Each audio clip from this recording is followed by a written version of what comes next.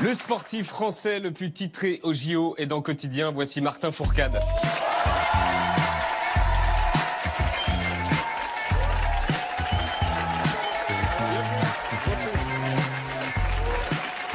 Bonsoir Martin.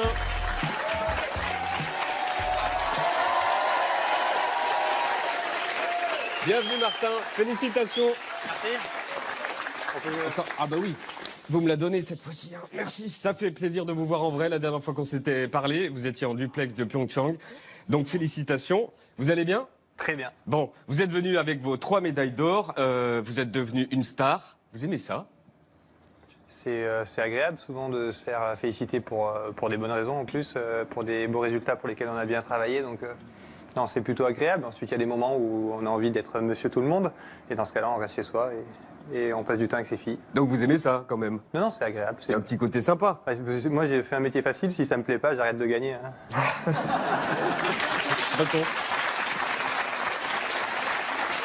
Voici l'équipe magazine de demain et vous dites tous les jours je me demande si j'ai pris la grosse tête. Et alors, réponse, histoire de ne pas acheter le magazine demain.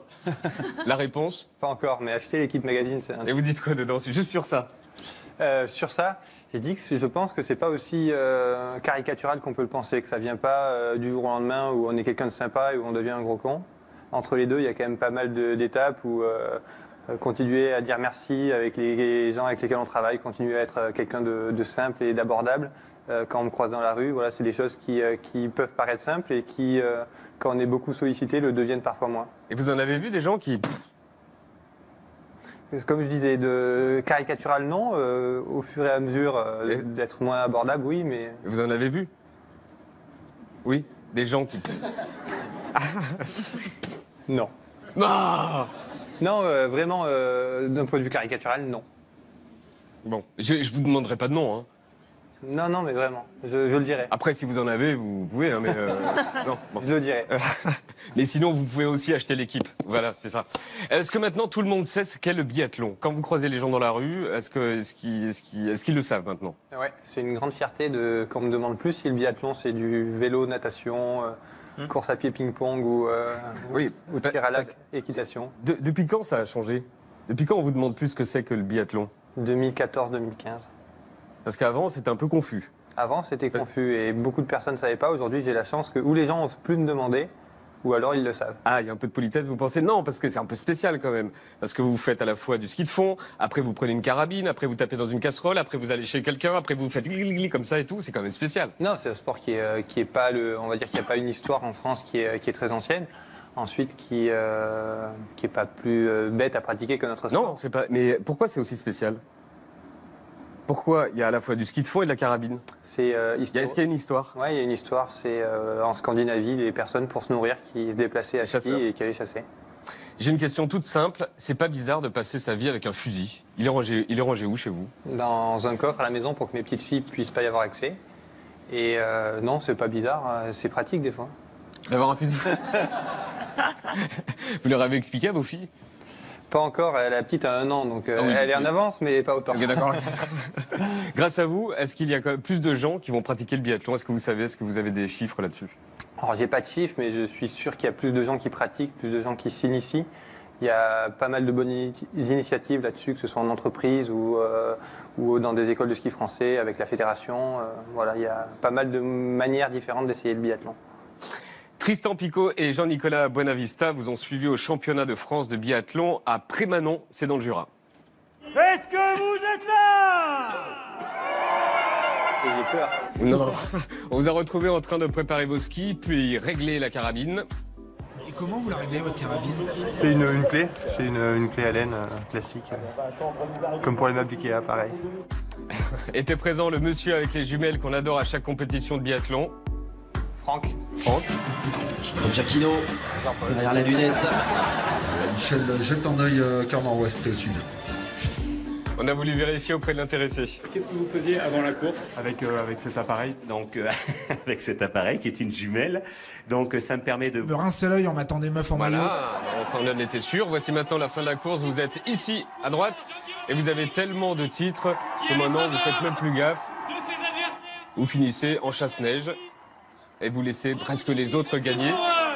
Toutes ces belles des années.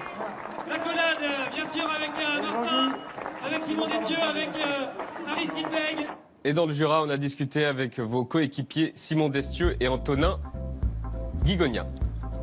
Il est super superstitieux, par exemple. Je pense que c'est un défaut. Voilà tout. Il a dit lui-même, il a plus de mal à changer de paire de chaussettes que de paire de skis. Les paires de skis, on en a 40, donc selon les conditions, on n'a jamais les mêmes. Mais lui, sa paire de chaussettes, apparemment, il a quand même ses petites préférences. Tout, hein, caleçon. Cette paire de chaussettes trouée qui court avec la même depuis un moment, là. Donc vous êtes superstitieux jusqu'aux chaussettes et au slip. Non, un petit peu. Mais je les lave entre-temps. Oui, bah, C'est propre, j'espère bien, non, bien sûr. Mais c'est quoi, vous courez tout le temps avec les mêmes chaussettes? Non, pas tout le temps, mais il y a une paire que j'aime bien quand même. Elle est comment? Mais pourquoi? Non, non c'est technique. Elle me va bien dans la chaussure de ski. On a des chaussures qui sont assez, on va dire, proches du pied. Et ce modèle-là me permet de me sentir bien dans ma chaussure. Et vous avez décidé de continuer. Est-ce que vous avez hésité longtemps? J'ai hésité parce qu'on voyait sur l'image tout à l'heure où je freine avant de passer la ligne.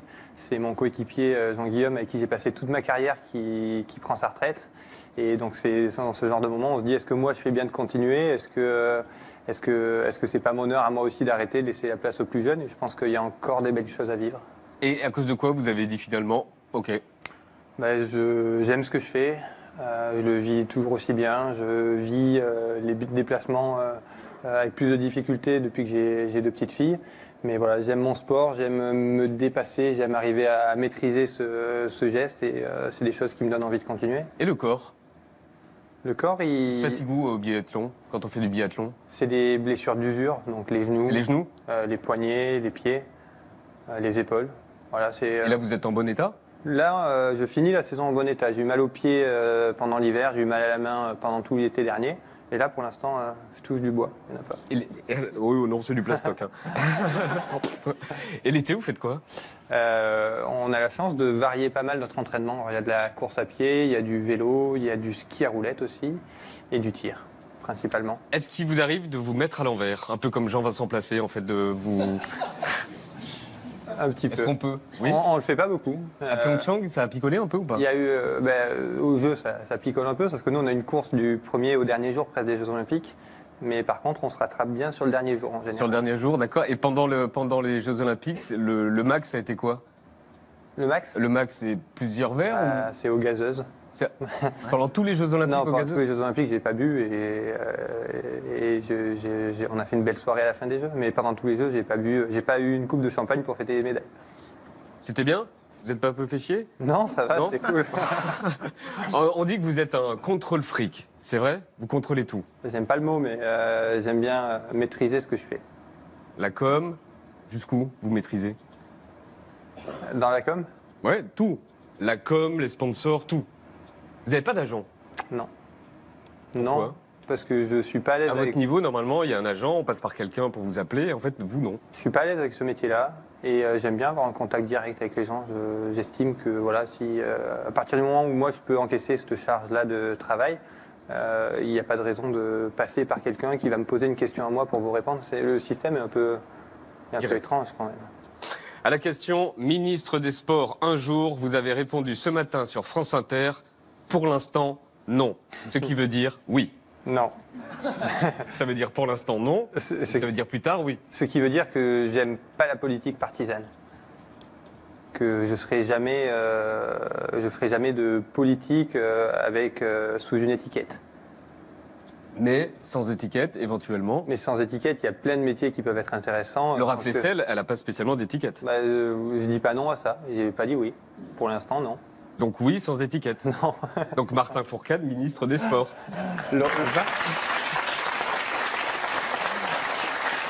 Alors vous n'êtes pas encore ministre des Sports, mais vous étiez ce matin l'invité de la terreur des politiques, Jean-Jacques Bourdin. Notre invité ce matin, Martin Fourcade. Bonjour. Sauf qu'avec vous, Bourdin n'était plus le même. Quand vous arrivez sur un pas de tir, et que là, vous retenez votre respiration, et que le vent souffle, et que les balles partent à côté. Mais que s'est-il passé ce matin chez Jean-Jacques Bourdin? L'athlète français le plus titré dans l'histoire des Jeux Olympiques, le Catalan du Vercors. Vous avez du caractère. D'abord, il faut avoir du caractère pour être un immense champion.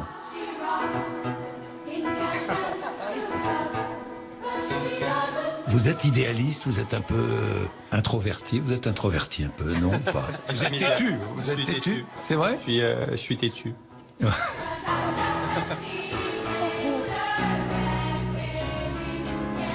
Vous souriez là. Depuis le début de l'émission, vous souriez librement et sans aucun problème. Vous êtes chasseur? Pas du tout. Pas du tout. Non. Vous seriez bon chasseur. Hein. Vous êtes très fort au tir. Vous pourriez être très fort au tir à la pétanque. C'est un vrai plaisir. Bonne saison prochaine. Qu'est-ce qui s'est passé ce matin chez Jean-Jacques Bourdin? C'est vrai que ça change des invités politiques. Mais c'était un moment agréable. Vous êtes le président de la commission des athlètes au sein du comité d'organisation des JO de Paris 2024. Ça veut dire quoi?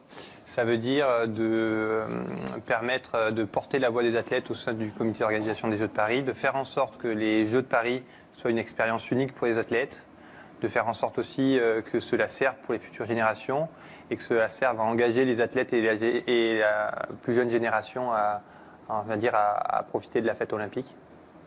Vous allez à l'Elysée la semaine prochaine. Il va se passer quoi? On va être reçu par M. Macron. Tous les athlètes? Tous les athlètes de la délégation. Que vous? Non, Ça aurait été mieux que vous, non? Non? Non, c'est bien de partager ça avec tout le monde. Il vous a appelé finalement ou pas? Il m'a envoyé un WhatsApp. Ouais, je vous jure. Un WhatsApp? Un WhatsApp. Je m'attendais à recevoir un mail ou un coup de fil, un SMS. Ça passe par WhatsApp. J'ai trouvé ça génial. Et c'était quoi? Salut Martin, bonjour Martin. Non, je ne l'ai pas. Mais c'était un message de félicitations pour mes jeux. Et donc je l'ai remercié. Et il m'a renvoyé un message super sympa. Donc non, vraiment très, très touché. Et vous n'avez pas votre portable, mais tout à l'heure vous revenez avec Kev Adams? Si ça vous branche, et revenez avec votre téléphone, on verra le texto de WhatsApp d'Emmanuel Macron. Je le prendrai si vous masquez le numéro. Ah évidemment, évidemment, on mettra le pouce dessus, oui évidemment. Vous avez le numéro du président donc. Tout le monde là. Ah oui. Il va se sentir maillé du coup. Alors pour ceux qui étaient là en début d'émission, Martin Fourcade a dit « Je reviens avec mon téléphone » car on s'est envoyé des textos avec le président de la République. Des WhatsApp, pardon. C'était même des WhatsApp. Et donc allez-y. Donc c'était quand? Il y a la date et l'heure? Oui, d'ailleurs, la date et l'heure, le 12 février. À quelle heure? À 21h27. Ah oui. Cher Martin, vous relevant de votre déception du sprint, vous avez eu une réaction de grand champion. Non, je ne sais pas si on peut filmer... Attention, attention. Oui. Donc le numéro est le 06. Ah non, vous avez prévenu. Oui. C'est pour ça que je l'ai vu arriver. On n'a pas filmé, je demande à la régie. Très bien, non, c'est bon. Tous mes vœux de réussite et de succès pour vos prochaines courses cette semaine, Emmanuel Macron. Et vous avez répondu quoi? Merci. Yo. Merci Manu. Yo bro. Merci Manu. Merci Monsieur le Président. Merci de votre soutien. L'aventure continue. Et il m'a répondu, reposez-vous et encore bravo, vous avez été formidable. Nous sommes tous fiers. Est-ce que... Plutôt sympa. Ok. On va écouter la playlist. Allons-y, la playlist.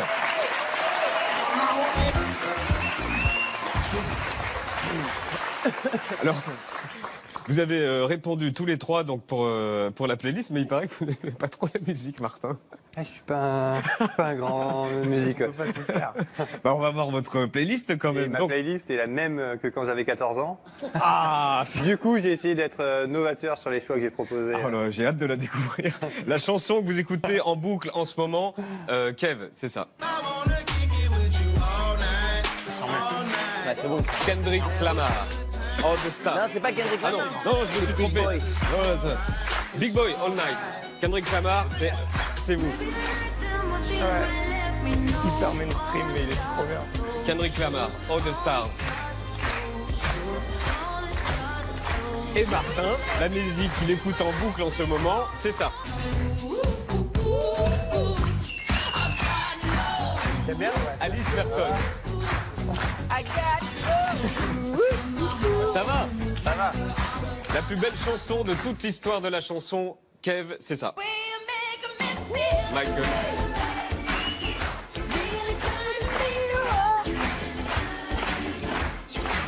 Pour vous, Victor, c'est ça. Radiohead. Il est incroyable ce truc. Et pour Martin Fourcade, la plus belle chanson de toute l'histoire, c'est ça. Elle est très belle. Je chante ça à mes filles pour les endormir en ce moment. Pour les rendre un peu joyeuses. Pour les endormir. Elle est très belle. La chanson parfaite pour danser, Kev. Usher. C'est un classique. Oui, c'est un classique. Un classique. Victor. Daft Punk. J'aurais pu mettre Michael. Ouais, c'est ça. Michael, on aurait pu le mettre dans chaque truc. Exactement. Et Martin Fourcade. Sur quoi danse Martin Fourcade? Sur ça. John Payne. Ah, voilà. Qui vous a donné les réponses? Non. Qui vous a donné les réponses? J'ai ma playlist Vous avez vraiment regardé? C'est vraiment vous, hein? Non, c'est moi. Moi, j'ai un peu l'impression que c'est Emmanuel Macron qui vous a envoyé le message. La chanson qui parle le mieux d'amour, Kev. C'est un beau roman, c'est Ouais. Michel Fugain. Oui. Le Big Bazar. Ouais. Ok. C'est une chanson que j'écoutais quand j'étais petit. Et c'est vrai que pour moi, c'est la chanson d'amour par excellence. Ça parle tellement bien des relations, de cette rencontre magnifique, un peu imagée. Enfin, j'adore cette chanson, je la trouve sublime. Victor, c'est ça. Je suis venu te dire que je m'en vais. Fallait le mettre. Et tes larmes n'y pourront rien Donc changer. Gainsbourg et Martin Fourcade, c'est ça. C'est un hommage aussi. C'est pas une chanson d'amour, mais c'est un hommage aujourd'hui. Jacques Higelin. Elle a disparu ce matin. Et la chanson totalement ringarde, mais que vous kiffez pour des raisons que vous n'arrivez pas à expliquer. Kev a dit ça. Hadaway, What is Love. Victor, vous avez répondu ça. Ça, c'est toujours bien aussi. Maria Carey. Allez. Ils n'ont pas vraiment fait dans le ringard quand même. Moi j'ai fait ringard. Et là, Martin Fourcade, ah oui, j'avoue, là. On m'a dit ringard, Après, je ne sais pas si on est en train de le diffuser parce qu'on est sur Télé Monte Carlo. Bon, allez-y. Ah, c'est ringard. Ah oui. Très très bon choix de Martin Fourcade. Elle était très bien votre playlist. Stéphanie de Monaco, Martin Fourcade. Ouragan.